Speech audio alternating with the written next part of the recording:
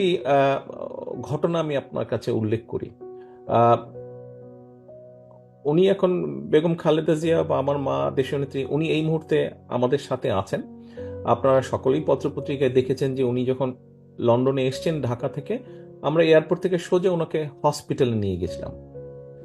হসপিটালে উনি যেই কেবিনে ছিলেন, ওখানে একদিন একজন নার্স ডিউটিতে পড়েছিল।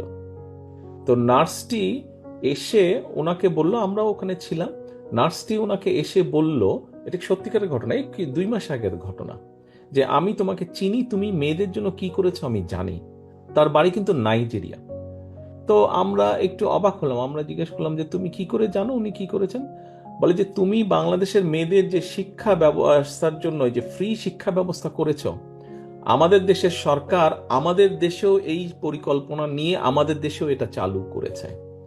দেশনেত্রী খালেদা জিয়া বাংলাদেশের নারীদেরকে শিক্ষিত করার জন্য যেই প্রকল্প চালু করেছিলেন, সেই একই প্রকল্প নাইজেরিয়া জেনেছে এবং নাইজেরিয়া সরকারও তাদের দেশে সেটা চালু করেছে মেয়েদেরকে শিক্ষিত করার জন্য।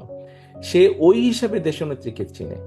অর্থাৎ উনি, হ্যাঁ, বাংলাদেশের এক্স প্রাইম মিনিস্টার হিসাবে উনি হসপিটালে ভর্তি আছেন, একজন পেশেন্ট যে এক্স প্রাইম মিনিস্টার বাংলাদেশে, এই হিসাবে চিনে না, কিন্তু সে ওনাকে চেনে ওনার একটি কাজ যেটি তার দেশেও হয়েছে।